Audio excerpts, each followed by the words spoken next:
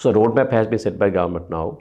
How to improve the balance of payment is to renegotiate our debt and try to see whether we can get some kind of leeway, whether it's a moratorium, a rescheduling or a haircut in some form or the other to get some leeway so that we can start repaying the debt at affordable levels.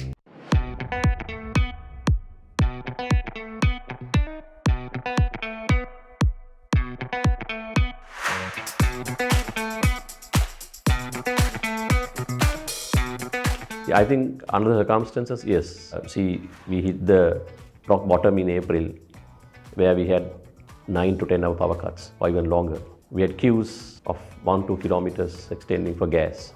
We had 4-5 kilometer long queues for petrol and diesel. Our schools were closed because school vans couldn't be operated. Normal life at a standstill. There are protests on the road. I think from there we come quite far in my view. So we have eased the fuel shortages.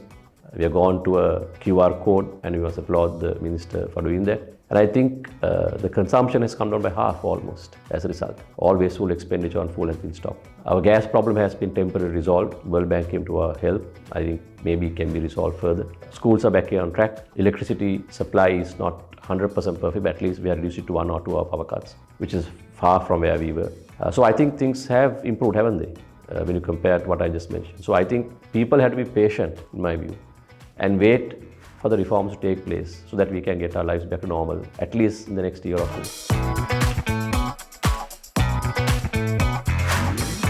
Most Sri Lankans, all of us, have lived beyond our means. We have consumed, both rich and the poor, at subsidized rates and finished all our resources. As for the foreign exchange crisis, if you take, apart from the 2 years of COVID where we lost a lot of foreign income, if you take that apart, which also contributed largely to this current situation, is that over the years we use our dollars, our hard-earned dollars, very generously in keeping the rupee at artificially determined rates. In order to keep the rate at 200 or 180, the government pumped in dollars to the market and used all the dollars. And those dollars were used by us to import vehicles on duty-free basis, white goods and so many things that came to the country. Even a pin was imported to the country, where we went off a manufacturing base to import-based economy and used all the dollars to the extent that we ran short of any reserves in the month of April. So all Sri Lankans are to be blamed. The governments are to be blamed because they had, in my view, the backbone to take a decision bereft of politics. Every elected government wants to satisfy the electorate, and the electorates are satisfied so long as you gave them subsidized rates of free goods and services.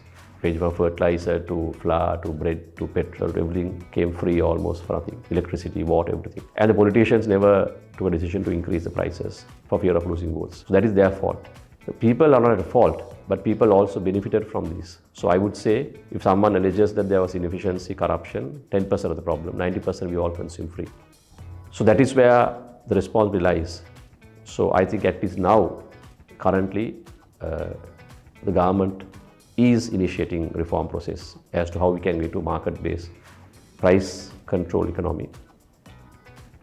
And currently people are also accepting it because people have realized it's better to pay some price and buy it rather than have it at all. And the fuel crisis was a classic example where people even paid 2,000 rupees per litre of petrol or diesel and bought it because they wanted supply more than price. So I think the people have now got, and people have realized also that they have to pay the price to buy. So I think the responsible people, yes, governments have been responsible, people are also responsible. So I think so all have a part to be blamed and all have a part to take it out of the situation as well. So this is the typical roadmap. You can't say it's a typical roadmap because the solutions to a problem can vary from one country, from one circumstance to the other. So I don't say there is a set roadmap that anyone can. It's not a prescribed roadmap. It was that we developed our own. Currently, as I told you at the beginning, our two issues to do very shortly are balance of payment issues and the shortfall on the fiscal side. So a roadmap has been set by government now. How to improve the balance of payment is to renegotiate our debt and try to see whether we can get some kind of leeway in whether it's a moratorium, a rescheduling or a haircut in some form or the other to get some leeway so that we can start repaying the debt at affordable levels.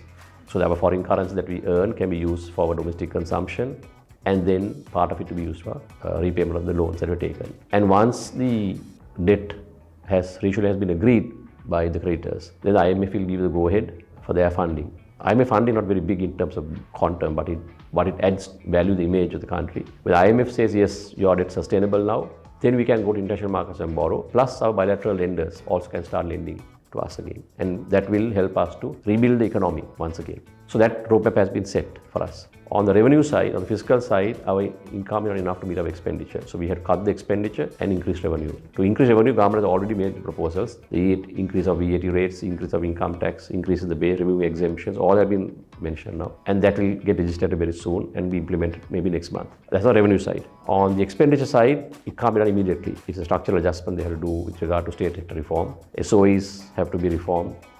Some have to be sold, some have to be reformed. Some have to be made price-based services of goods and services. So those are the reforms required for the governments, and see how we can cut the layers in the government expenditure, provincial councils, price bars, municipal councils, all those things we have to look at and see what is really necessary to deliver service to the people. So that is a bit of a long-term thing. It can't happen overnight. It will take 2, 3, 4 years probably.